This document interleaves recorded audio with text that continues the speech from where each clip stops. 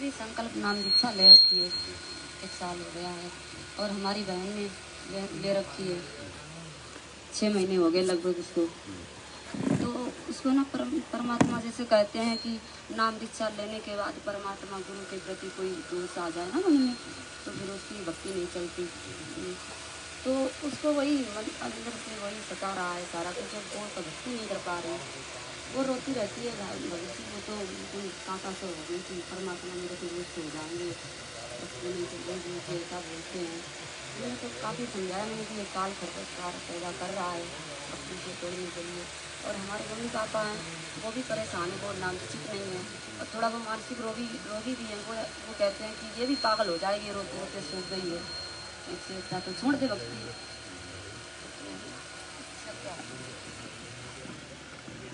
देखो बहन, सबसे बड़ी जो कमजोरी है वो ये है कि हम ज्ञान को ना समझ के जल्दबाजी में नाम ले लेते हैं।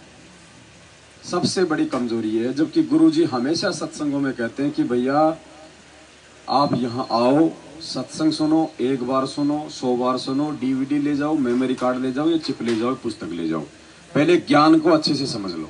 भगत जी, इनके कहने का मतलब जो है नाम नहीं लिए, केवल संकल्प लेकर कोई हो, चाहे संकल्प वाला हो, संकल्प वाला हो, ये थोड़ी कि बिना ज्ञान समझ के संकल्प ले लेगा। चाहे नाम लो चाहे संकल्प लो, ज्ञान समझ के लो।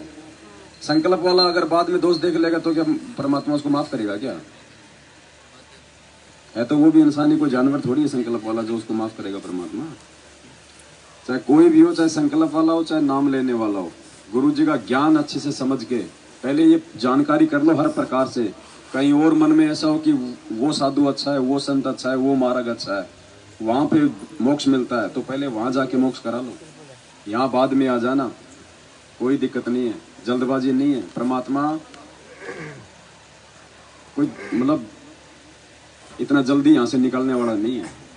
आया है तो अपना काम पूरा करके जाएगा। तो पहले वो लोग अब ये क्या करते हैं, क्योंकि अब ये कलयुग है, हर आदमी हर प्रकार से दुखी है। अब लोग ऊपर से इस काल भगवान ने मैनेजमेंट को निमित्त बना के इंटरव्यू वो चलवा दिए जो ज्ञान आधार से कोसों दूर हैं। बड़ी सारी फाइल लेके खड़े रहेंगे, देखो फलानी हॉस्पिटल का डिप्लोमा, मेरे कैंसर था, मेरे ये था। एक भी इंटरव्यू अगर कोई ज्ञान आधार का है तो मुझे बता दो, सब हारी बीमारी वाले आ रहे हैं। अब उनको देख देख के वही जुड़ेंगे जो बीमार हैं। मोक्ष के लिए कौन जुड़ेगा? मोक्ष के लिए वो जुड़ेगा जब आप उनके लिए कोई वेदों के कोई प्रमाण दिखाओगे, कोई गीता जी वाले। एक भी आदमी आपने सुना जो ये कहता हो कि मैं ज्ञान आधार से जुड़ा हूं, मैंने वेदों से देखा, मैंने वो मिलाया, मैंने वो मिलाया, मैंने ये चेक किया? कोई नहीं कहेगा। हर आदमी ये कहेगा, बस वो रिपोर्ट रखेंगे हाथ में, ये फलानी हॉस्पिटल की रिपोर्ट है, आप वहां जाके डॉक्टर साहब से पूछ सकते हैं, मेरी दोनों किडनियां खराब थी, मेरा ये हो गया। अब वो जो सारे के सारे वही आ रही बीमारी वाले आ रहे हैं। या फिर ये आजकल वीडियो बना बना के डालते हैं, मेरे भूत था, मेरे वो था। आजकल तो वीडियो बना बना के भी डालते हैं नामदान केंद्र वाले। अब वो भूत भगाने वाले आ रहे हैं तो वो कहाँ बताओ नाम पे टिकेंगे? जो टीवी चैनल पे सत्संग आता है उसमें जो परमात्मा कह लेते हैं, उसके बाद वही चालू होता है, वही चल जाता है फिर वास्तव में। तो सब लोग ऐसे जुड़ रहे हैं और ऐसे जा रहे हैं। ये 5 को जोड़ते हैं, 20 पीछे टूट रहे हैं इनके। और इसीलिए अब देख लो लोग साथ संगति से जुड़ रहे हैं, क्योंकि कोई फायदा नहीं किसी को वहां पे। रत्ती भर भी कोई 2 साल से जुड़ा, कोई 3 साल से जुड़ा, कोई 4 साल से जुड़ा, लाखों रुपए की ज्योति पाठ कराए, कोई लाभ नहीं। जब तक बैटरी चल रही थी तब तक सोच रहा था कि मेरे को गुरुजी लाभ दे रहे हैं, ये पाठ लाभ दे रहा है। और जब दुर्गति का समय आया, अब उनको सत्सेवक दिखाई देते हैं। भगत जी मैं 3 साल से आपके वीडियो सुन रहा हूँ, भगत जी 6 महीने हो गए, मुझे सोचा आज आपसे बात मैं कर ही लेता हूँ। तो ऐसे नीचे नीचे सब तैयार हैं, सबकी परमात्मा ने नींव भर रखी है। अब वो डर कब निकले उनका वो भगवान जाने। बाकी नीचे नीचे सब तैयार हैं। कोई ये सोचे कि मालूम नहीं है, सब देखते हैं। कोई नहीं है कि भाई तू गुरुद्री हो जाएगा, नामखंड हो जाएगा, ऐसा कुछ नहीं है। 2-4-5% है जो डरते हैं। बाकी सबकी जेब में मोबाइल है, सबको पता है कि कोई नहीं देखने आएगा। रजाई में मुंह देके आराम से देखता हूँ वीडियो पवन दास का। मोबाइल में थोड़ी देखने आएंगे रात को कि तू इसका वीडियो देख रहा है। इसीलिए तो भगवान ने चीजें दी आज हमारे को, ताकि हम सच्चाई से रूबरू हो जाएं। तो ऐसे धीरे धीरे अंदर अंदर सब तैयार हो रहे हैं, ऐसी बात नहीं है। सत्य तो सत्य ही रहेगा। अब एक बात बताओ, अब यहाँ तो कह देते हैं कि ये गुरुद्रोही है, इसके शक्ल मत देखो, इसका वीडियो मत देखो। अरे बगैर सच्चाई जाने, बगैर हमारे वीडियो देखे तुम ऐसा बोल रहे हो, तो फिर वो जगत वालों की क्या गलती है जो बिना गुरुजी के सत्संग सुने कहते हैं कि रामपाल तो देशद्रोही है, इससे नाम मत लो। फिर तो वो भी ठीक है बेचारे, वो भी ठीक ही कह रहे हैं, क्योंकि वो गुरुजी के सत्संग नहीं सुन रहे, तुम पवन दास के वीडियो नहीं देख रहे, इसलिए उनको गुरुजी में जो है वो देशद्रोही दिखाई दे रहा है, तुमको इस पवन दास में वो गुरुद्रोही दिखाई दे रहा है। तो तुम तो जगत वालों से भी गए गुजरे, क्योंकि जगत के पास तो ज्ञान नहीं है, तुम ज्ञान लेके भी अंधे हो।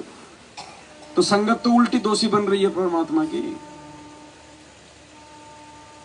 तो बहन जी, ये गुरु जी का जो सत्संग है वो ना सुन पाने के चलते इस प्रकार के दोष मन में आएंगे ही आएंगे, और जब तक वो आत्मा दोष मुक्त नहीं हो जाती है तब तक परमात्मा उस पर अपनी मेहर नहीं बख्शेगा। परमात्मा कहते हैं यहाँ पे दोगला सा काम नहीं चलेगा बिल्कुल भी। तुम जितना मालिक की तरफ बढ़ोगे उतना परमात्मा तुम्हारी तरफ बढ़ेगा। एक सत्संग में गुरुजी ने कहा ना कि वे चलो ले लेते नाम देखांगे, तो गुरुजी ने कहा कि परमात्मा भी देखेगा। फिर दास गरीब उधार नहीं या सौदा पूरम पूर, शायद सत्संग होना चाहिए परमात्मा का।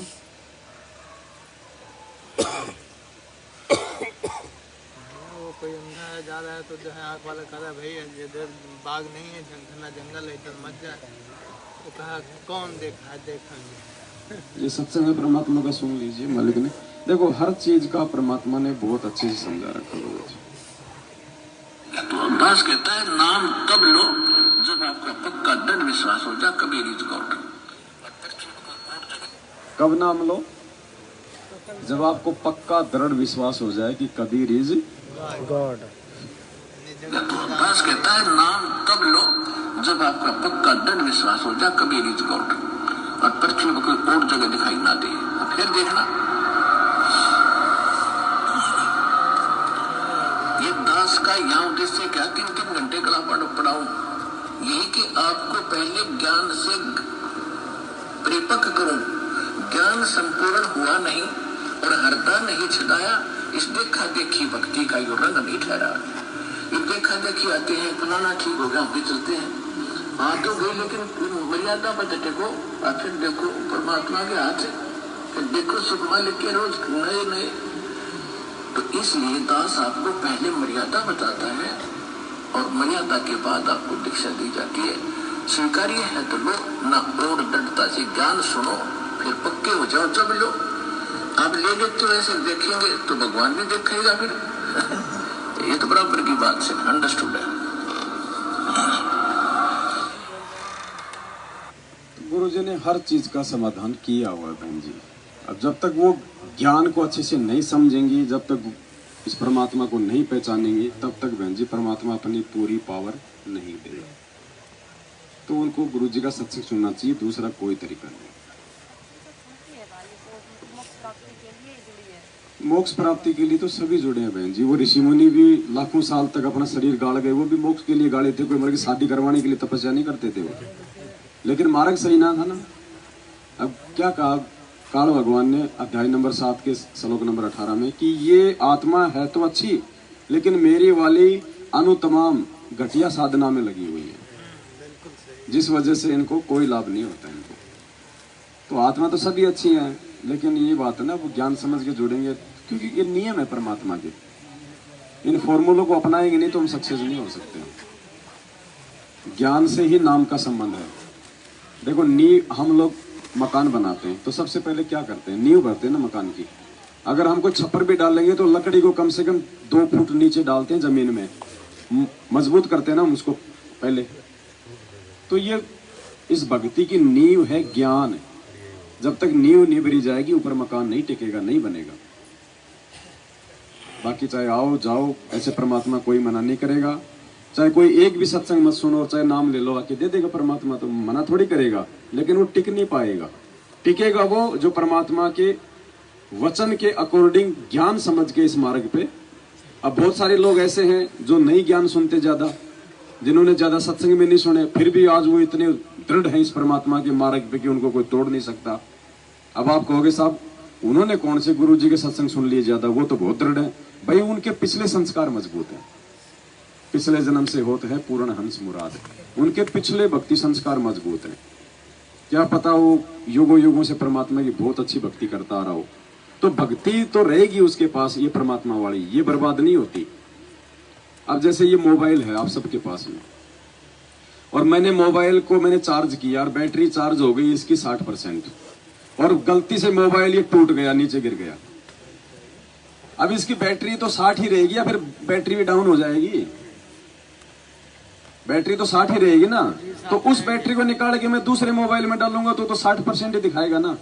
तो आत्मा की जो कमाई है वो परमात्मा की उसने शरण में रह के जहां तक की है ना, वो भक्ति कमाई तो उतनी रहेगी, फिर वो आगे बढ़ती है वो हर जन्म में। तो क्या पता जिस आत्मा ने आज गुरु जी के सत्संग थोड़े सुने और वो गुरु जी के प्रति बहुत ज्यादा वो दृढ़ है, तो उसकी पिछले जन्म की बैटरी ज्यादा चार्ज है।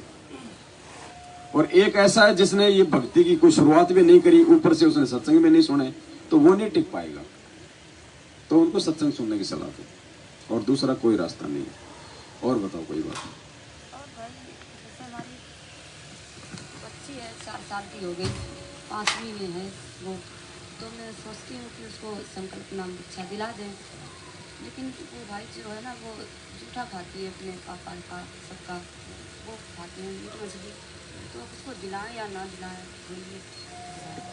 जोड़े परमात्मा से। देखो परमात्मा का विधान है कि जब बच्चा 3 साल का हो जाए तो उसको नाम दीक्षा, या अगर गुरुजी नहीं है तो उनको संकल्प दीक्षा। क्योंकि बच्चा 3 साल का होता है, वो सोचने समझने लायक हो जाता है, बोलने लायक हो जाता है। और गुरुजी ने बताया कि जैसे भी वो भक्ति करेगा वो करता रहेगा, खेलता कूदता खाता पीता जैसे भी। लेकिन 3 साल के बच्चे को भक्ति विधान अनुसार भक्ति मार्ग से जोड़ देना चाहिए, फिर वो परमात्मा के अंडर में हो जाता है।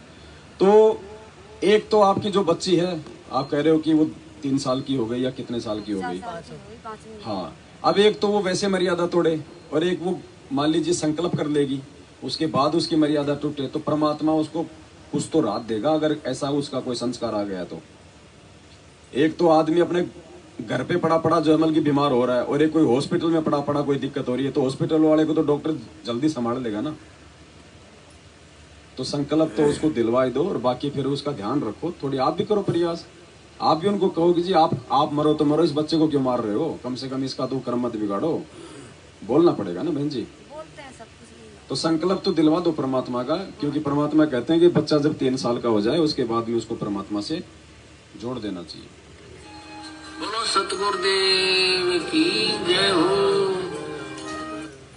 तो भक्ति के लिए तो संतों ने बताया है, सदग्रंथों में भी यही लिखा पाया है कि भक्ति के लिए जब भी बच्चा 3 वर्ष का हो जाए, बोलने लग जाए,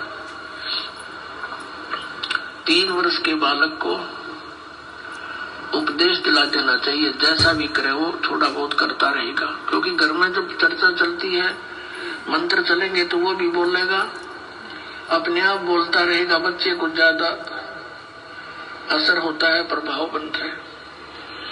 तो 3 वर्ष तक बच्चा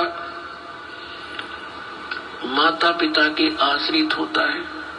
माता पिता ने दीक्षा ले ली, मर्यादा में रहेंगे तो परमात्मा उनके उस स्तर के बच्चों की भी रक्षा करेंगे, और फिर उन बच्चों को नाम से जोड़ देना चाहिए। अगर बच्चे को जोड़ दोगे, और मान लीजिए अगर ऐसा कोई संस्कार आ गया बुरा, और माता पिता भी भक्ति करेंगे, क्योंकि वही माता पिता जोड़ेंगे बच्चे को, तो परमात्मा माता पिता की भक्ति आधार से बच्चे की भी रक्षा करेंगे, यदि आपने अपने बच्चे को उस परमात्मा से जोड़ रखा है तो जोड़ देना जरूरी है बहन जी। आज नाम की कोई व्यवस्था नहीं है, वो फर्जी है जो हम नहीं जोड़ सकते। आप उनको संकल्प दिला दो, क्योंकि भक्ति कोई नाम की नहीं है बहन जी, विश्वास की भक्ति है। विश्वास नहीं है तो कोई नाम काम नहीं करेगा। और बताओ, और आओ कोई दूसरा भाई आप क्या पूछ रहे थे? हम ये पूछ रहे थे भगत जी,